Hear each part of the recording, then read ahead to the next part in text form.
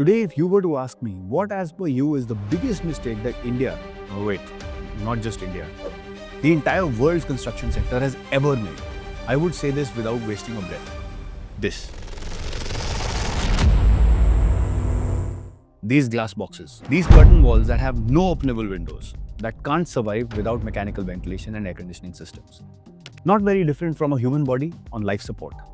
Incapable of breathing for itself, shut inside a room with no interaction with the natural environment. The extensive marketing of which has had us accept and adopt such structures. This isn't short of insanity that we in the sweltering heat of Indian cities are building these. Look at these, Delhi's buildings. These are from Bengaluru. These are from Chennai. And these from Mumbai. The Indian government has released so many codes and standards such as the ECBC, National Building Code, Eco Niwas Samhita, etc. And then we have the National Green Building Rating Systems, voluntary mechanisms like Griha, IGBC, LEED, etc. that have highlighted this problem and have drawn our attention to the fact that such glass buildings that we have built over the past 20 to 30 years consume needless amounts of energy and release way more carbon dioxide into the atmosphere and must be stopped. But we, in our blindly aping the West, continue making these buildings here. Why is this happening? Have you thought about this? Have you stopped to ask yourself, what is the impact of such construction going to be? Have you wondered how all this is leading to increasing global temperatures? If you haven't, no problems. We are here to enlighten you about precisely that. Disclaimer, this is not the truth. It is a point of view. To accept it or not is your choice. My name is Gaurav Shori. I am an architect by qualification and work as a sustainability expert and a master trainer of the Government of India's Energy Conservation Building Code. I have worked in the domain of green buildings and energy efficiency for 18 years now and have contributed to the development of over 200 green building projects. And I'm going to bust these myths that you might have around glass buildings. So stay tuned. In today's video, we will cover 6 aspects of glass buildings. 1. How is glass manufactured? And is it really sustainable? 2. What is the lesser known history of glass buildings? 3. Why are we constructing glass buildings in India today? 4. What is the impact of glass buildings on us and our environment? 5. How are these contributing to global warming? And 6. What's the solution? Let's start with how glass gets manufactured. The process of manufacturing glass begins with raw materials such as sand, limestone and soda ash. These raw materials are heated in huge kilns of up to 1600 degrees Celsius. How much is that, you might ask? Well, you can estimate that with respect to the heat that your gas stove generates, which is under 1000 degrees Celsius. So first and foremost, manufacturing glass is not possible without large amounts of fossil fuel consumption to generate that much heat. That too for several hours at a stretch, at that temperature. To make 1 ton of glass requires 13,000 megajoules of energy or 3,611 kilowatt hours of electricity, which means if your house has a connected load of say 5 kilowatts, then that's the amount of energy that you would consume over nearly 2 years. And as we say in all our videos, water and energy are Siamese twins. They are inseparable. It takes water to generate energy and energy to pump water. Once made, we create something that can take between 3,000 to 4,000 years to decompose or biodegrade. Even plastic can decompose in about 1,000 years. Now, some of you might have heard that glass is 100% recyclable. How much of the glass that we use in buildings is really recyclable? And how much is really recycled is something we will share with you in a short while. The matter isn't only with the decomposition of glass, but also the generation of toxic gases during its manufacturing process, which impact water and air streams that surround us. In the years 2019, we manufactured 21 billion tons, that means 2100 crore tons of glass waste, out of which a mere 45% was actually recycled. The rest of it went into landfills and garbage dumps. Think about it. Animals tend to forage in such garbage dumps, and we know the impact that has on them. I have no doubt that countless animals would already have suffered the consequences of ingesting such waste. Now, when we examine the energy, water, waste angles to glass manufacturing, it becomes amply clear this material isn't remotely sustainable. In fact, the embodied energy and the carbon of glass comes second and third to aluminium and steel only, respectively. Then why, despite all of this, do people still use it in their buildings? For that, we'll need to examine the history of glass windows. The idea of today's glass building started with the humble window. As per the online etymology dictionary, the word window traces its roots back to circa 1200, literally meaning wind eye, from the Old Norse vindauga. So if referred to as an opening for the wind to come in through the house, which reflects exactly what the window was used for in the 11th century. It's changed a lot since then. It took nearly 1,000 years for windows with glass in them to become popular, and this was in Europe. India, on the other hand, didn't have any glazed windows in any of its buildings around that time. In the windows and jharokhas of our ancient residences, our forts, our havelis, we see window shutters made out of wood and stone. In Europe, due to glazing in windows, just the right amount of it too, homes started getting natural light, but since it also trapped the sun's heat, it worked perfectly when it was sunny in the cold climate zones of Europe. Please note here, we are speaking about cold climates, and that too only the economically stronger strata of society which could afford such luxuries. Here are some images of the ordinary folk around the same time. Can you see any glass? The authors and poets of that time wrote extensively about the wonders of glass, that it would allow light from the sun, moon and stars into the homes, not just one window, but there would be windows everywhere and light will shine through all corners of our building, etc. And in the coming years, that's precisely what happened. People made buildings out of glass, and entirely out of glass. One of the most prominent examples of glass building is the Crystal Palace, which was built in Hyde Park in London in the year 1851. This building was designed the same way that many clients like to design buildings today, by not hiring architects and stinging out by hiring a less expensive person, and then later discovering that the architect could have helped them save money in constructing the project, which the cheaper design couldn't. So this building was designed by a horticulturist named Joseph Paxton, who used to design greenhouses. What were these greenhouses for? For coveting others' wealth. So much for the 10 Commandments. These greenhouses were built to replicate tropical ecology and biodiversity in England at a huge energy cost. So this building that Joseph Paxton designed had up to 300,000 glass panes. The buildings, which was constructed on 990,000 square feet of land area, was entirely built of glass, so much so that its 128-foot high ceiling was also built with glass. The purpose of this building was to host a grand exhibition. To exhibit what? Arts, crafts, products, etc. from the colonies of the United Kingdom. Over 6 million people visited this exhibition. We mentioned to you that glass absorbs heat, and in this building, it did just that. The management tried every trick in the book to fight the resultant overheating of the building, like increasing the ventilation by installing ventilators and louvers, covering the entire building with calico screen, etc., so that the occupants could find some respite from the harsh, unobstructed glare that had a free rein in entering the building. But what about the heat? The most interesting part is that Joseph Paxton was telling them Indian ways of keeping the building cool, like evaporative cooling, pankhas. What did the occupants of this building really experience? When did the building get deconstructed? I will tell you the answers to all these questions, but before all of that, we think it's important to know that at the time when this building was built, London didn't have air conditioners, and the exhibition ran all the way through summers, from 1st May to 15th October. Let's see the average temperature through London summers in May, in June, in July, it's in August, in September, in October. Let's compare these temperatures with cities in India: Delhi, Kolkata, Mumbai, Chennai, Hyderabad, Bengaluru. Guys, we live in fire as per London temperatures. For us, 40 degrees Celsius is peanuts. It's where the fun begins. That's how thick our skin is. I feel so proud. Okay, so let's get back to the condition of that exhibition. All the way till 27th June 1851, the overheating issue wasn't reported. How could they have reported it? It was a matter of saving their own faces. And finally, when they did report it, the indoor temperature was hitting 36 degrees Celsius, 15 degrees Celsius beyond what the outdoor temperature, which was around 21 degrees Celsius. On 28th June, one member of the executive committee has a heat stroke. Highly likely, when a horticulturist designs a building.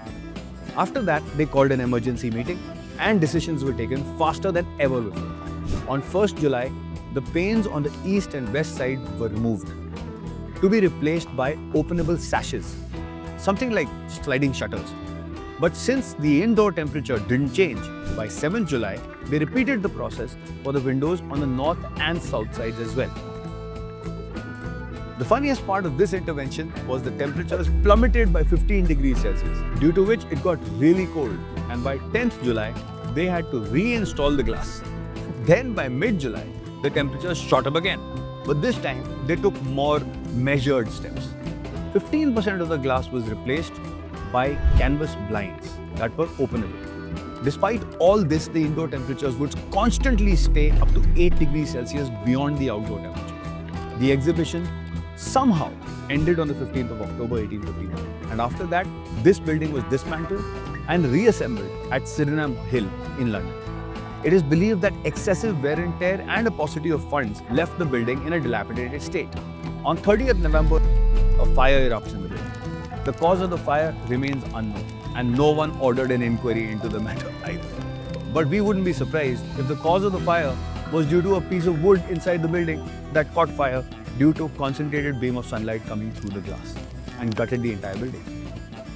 What we can be grateful for is that no one lost their lives in that fire. But that's how the building ended. By now, you might have understood that it is in a cold climate city like London. A glass building could become the source of such massive discomfort. What would be the condition of occupants inside buildings in our cities? A bigger example of the same stupidity. The only reason one can even think of building like this is entirely because of central air conditioning systems. Or else we dare you to live inside one of these babies without any air conditioning. They still managed to put ventilators in the Crystal Palace. Look at these, entirely sealed. A single power cut and everyone in the building is doomed. But wait a minute, don't we already know all this? Possibly yes, but we'll still continue to make such buildings. Why? Let's examine this. I've had the opportunity to ask developers and clients as to why they want to build a glass building. And their answer was a unanimous, because we are largely targeting multinational countries as potential tenants. In other words, our mental slavery towards an imagined West hasn't ended yet. Most other people felt that glass is cheaper.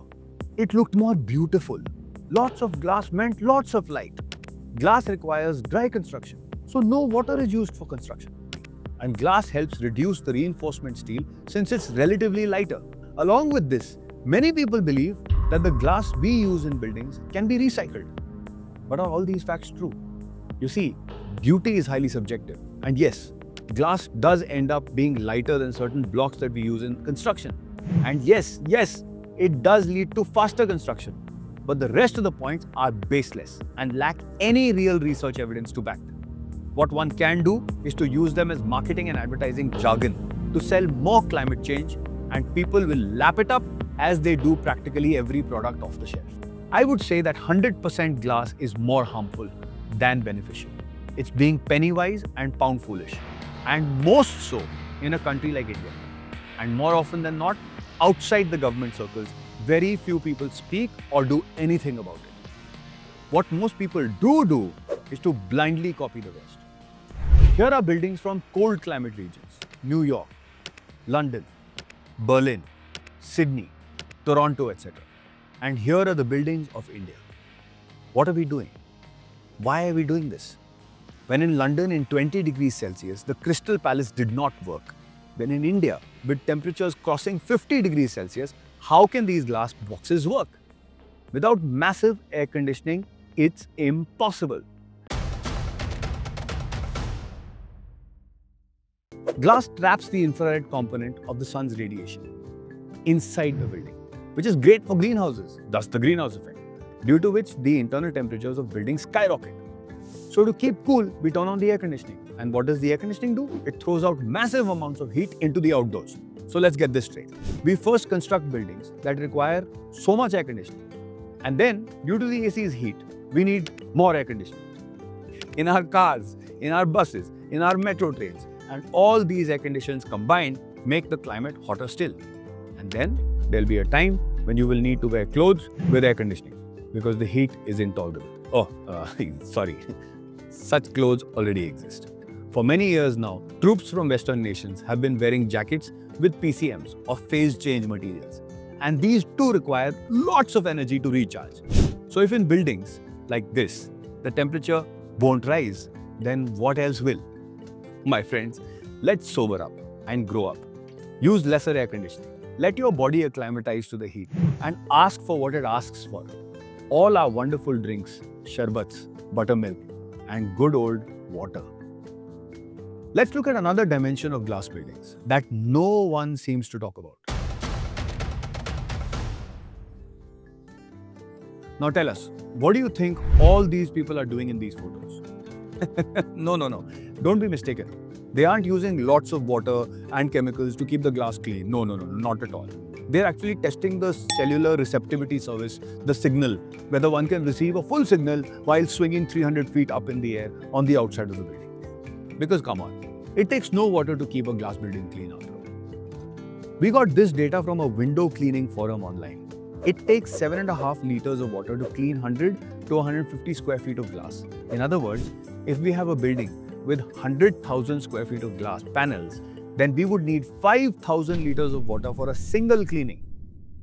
Why is no one speaking about this?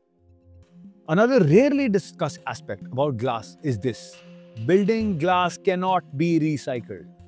Building glass is toughened and color doped. And after this process, its ability to go through recycling is not only impossible, but even if it does go through some, it would require the same amount of energy as was used to get it manufactured to start with. So in nearly all cases, building glass, that is curtain glazing glass, after it has lived its life, is crushed and used as an aggregate, or finds its way into landfills and holds its grip on the planet for several thousand years. To fully understand this effect that glass has on us, our expert team got together and carried out several hundreds of computer simulations in building performance simulation software. In Delhi's climate, we took two buildings to study, one built entirely from glass and the second with 40% glazing as specified in the Energy Conservation Building Code of India, 2017. In the summer, the fully glazed building maintained internal temperatures 10 to 15 degrees higher than the ambient at all times. The building with 40% glass, on the other hand, while still being hotter, was hotter by 4 to 5 degrees. This told us that we would need 17% extra energy to power a fully glazed building when compared to a building with controlled glazed area. This cuts the money that you pay for your electricity bills. For those of you who are thinking, that's it, just 17% lesser? Wait for it. We'll get to the point in just a couple of minutes. What we wanted to mention before, that in both these cases, we did not shade the glass. In other words, we added no architectural features to the glass so as to passively reduce the heat gain, like chhajjas, jalis, awnings, louvers, verandas, balconies, which can lower our energy consumption by 30 to 40%. That means you can save money through the entire life of the building if the glass was kept to the minimum and shaded appropriately. Now, for those of you who are thinking, I can afford 70% extra energy, then know this. We used high-performance double-glazed units in our calculations, both the buildings, which have a U value of under 2, even as low as 1.2. If we were to use regular single-glazed or toughened glass in our calculations, which mostly you use in your buildings, which has a U value of higher than 4 or 5 watt per square meter per degree Kelvin, then we are looking at energy consumption that goes higher than 50 to 60% as compared to a conventional building. Then if you're thinking, what is U value? It's a measure that indicates how much heat a material allows to pass through it by virtue of temperature difference. The lower the U value, the better it is. The U value of a standard brick wall is also around 2.2 to 3 watts per square meter per degree Kelvin. If the same simulation had been done with single glazed glass, there would have been significant fluctuations in temperature as well. The best part is, the colder you keep your building and the hotter it gets outside, the heat flows from the inside to the outside faster than ever before. So in peak summers in Delhi, when the external temperature crosses 40 to 45 degrees Celsius, such 100% window to wall ratio type buildings can have internal temperatures that are as high as 50, 60, even 70 degrees Celsius in case of single glaze units. Of course, a lot also depends on whether our building's facade, that is the face, is facing due east or west. Are the windows openable at all? And what is the ventilation provision in the building? Now, some of you might be thinking, why are we only speaking about windows and walls? That's because how hot or how cold your building gets is a function of primarily just four elements: walls, roof, windows, and floor. Then there is the aspect of multi-storied or single-storied buildings. If your building is a low-rise building, then the roof becomes a huge source of heat gain and loss. But if your building is a high-rise, then the main source of heat gain would be the walls and the windows. In some cities in India, like Delhi, we are currently building ground plus 4-storied residential buildings, where the ground is a stated floor and the people live above them. The heat gain through various elements is seen in this table, excerpted from the book Handbook of Energy Conscious Buildings in India, written by Professor J.K. Nayak and Prajapati of IIT Mumbai. We can clearly see that the annual demand of air conditioning or cooling in a building is maximally determined by the glazing area, 52.9% to 64.7%. The next highest source of heat gain is through the walls, which is 26.5% to 36.4%. When we see the heat gain through the roof and floors, it is relatively smaller in value. So windows and walls combined contribute to 80% of the cooling requirements in a city dwelling, which is why it is imperative that we minimize the heat gain through glass and walls in our homes. Then there are some people who might say, but wait, I want lots of natural light to come into our buildings, so we use glass. Nothing could be further from the truth. Which brings us to the topic of visual comfort, in which we studied parameters called useful daylight illuminance or UDI, annual sunlight hours, and daylight autonomy. Now, whether UDI is an appropriate metric or not is a different matter. But if there is one unit that captures how much useful daylight an occupant space has in terms of natural light that is comfortable for you to work in, that would be UDI. Ordinarily, you might notice how, when the sun comes in through your windows, you pull your curtains shut to prevent the harsh glare from bothering your eyes. In a building that has a window-to-wall ratio, that's another value that measures what percentage of any wall is occupied by windows, 100% WWR buildings have to deal with a similar major challenge: too much light, in which the building occupants cannot work comfortably because the excess light makes us squint, because that light is bouncing off our phone screens and our computer monitors in a way that causes disruption of our work. We just can't work, neither on a computer screen nor on pen and paper. When this happens, people in office towers do exactly what we do in our homes: close the blinds. And once the blinds are closed shut, then they almost never open. What happens behind closed blinds? No, you naughty person. People turn on the electric lights, also known as artificial lights. So the very reason that architects often cite while designing these glass monsters, it will let in more light, will let the outside flow inside, will give you a proper view, will be energy efficient, and other such often lacking evidence-based talk amounts to nothing. For a moment, let's talk aesthetics. Let's take that bull by the horns as well. I've heard a fair number of architects say, but these buildings look so cool. My question is simple. There was, in the past tense of is, there was a time when internationally glass buildings were popular. But now, the same architects who designed those so-called iconic buildings are being vocal against glass towers. Here's a recent example of the apparently legendary Gherkin building from London, which, believe it or not, was almost replicated in the state of Odisha by some architects on a government project. And its architect, who has said, and I quote, "Glass buildings must be stopped entirely." This architect of the Gherkin is the legendary Sir Norman Foster. So if it isn't us who are causing our own buildings to overheat, then who is? And if it isn't us that is destroying the environment, then who else is? Alright, so by now, if you've made it this far, then you must be wondering if it's all gloom and doom, or is there a solution to all this? Let's get to the solutions. Some of the best solutions to deal with intense heat and solar radiation can be seen in the vernacular architecture of regions across India, where you will find window shutters, like we mentioned earlier as well, made of wood, stone, and the precursor to glass, mother of pearl, which you can often find in the buildings in Goa, and flattened seashells. And these were found in windows punctured into walls made of stone, brick, mud, wood, and a host of materials that were mostly native to the place where the people lived. Simple, humble buildings with optimal windows on their facades, and that too excellently shaded. They work best for everyone and the planet. Such buildings help save not only your capital cost but also your operational cost by saving electricity. For those of you who are clear that local people are utterly useless and nothing compared to the glitz and glam of what the West has to offer, there's enough for you too. You need to ask your architects and engineers to follow various national codes and standards such as the Energy Conservation Building Code, now the Energy Conservation and Sustainable Building Code, the National Building Code, the Eco-Niwas Samhita, etc.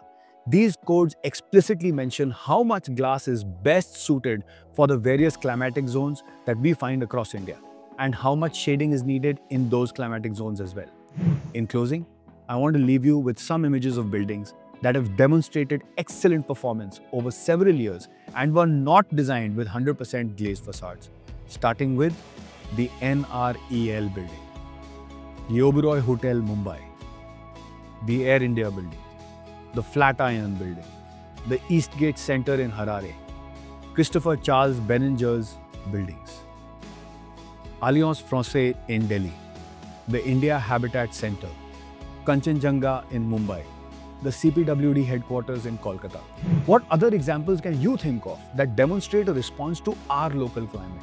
Examples that we can truly call our own, and not just mere replicas of foreign buildings. Share your thoughts in the comment section below, and we will share your thoughts with the rest of the world. Till then, Swaraj, reviving faith.